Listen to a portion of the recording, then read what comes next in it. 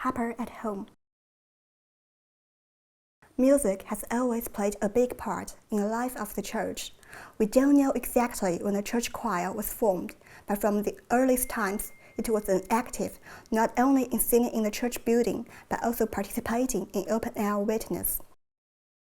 Many anniversary weekends were enhanced by services of praise led by the choir. The male voice choir was formed in 1947.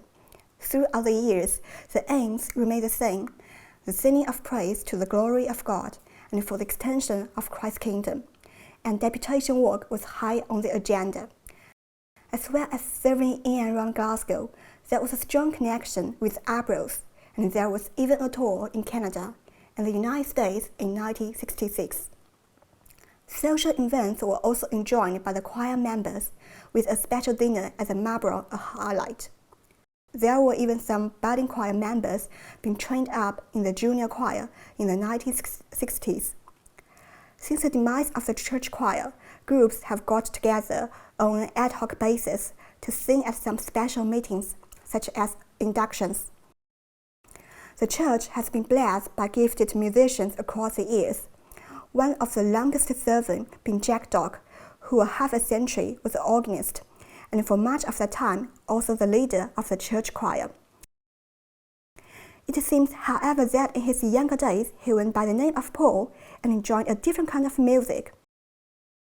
Today, rather than one organist, the church is served each week by some members of a music team, which in total comprise around 12 members who play several different instruments. On occasion, we are also led in praise by Harper African voice. Fellowship over food or a cuppa is important, and the various groups are often to be found around tables. Christmas meals abound,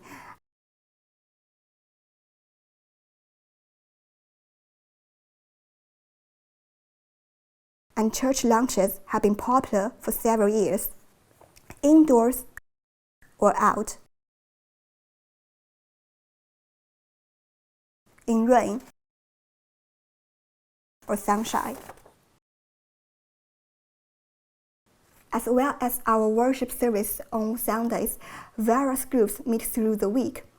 13 girls groups meet across the city twice a month, mainly in people's home.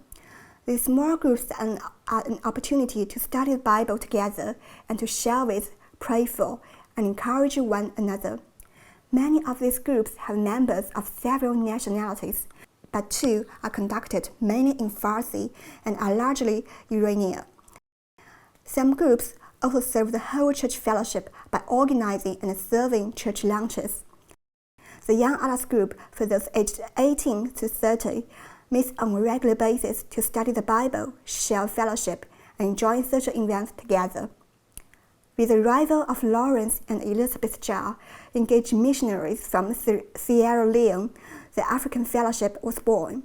This meets roughly once a month, and in addition to providing an opportunity for our growing number of Africans to get together, meetings are open to the wider fellowship, giving an opportunity for all to experience the African form of worship and praise.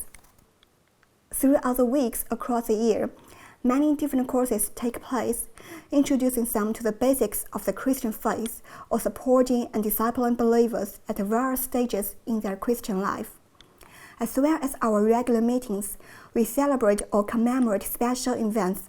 One of the biggest was our Titanic weekend in 2012 to mark the centenary of the sinking of Titanic, an event in which John Harper, the first pastor of the church, joined. The main church was packed, the upstairs hall overflow was packed, and it was standing room only at the door. Titanic was a one-off, but we now have two occasions which have become annual events. A fun time is had by all at St. Andrew's Night, and our Iranian brothers and sisters have introduced us to the Noras, the Persian New Year.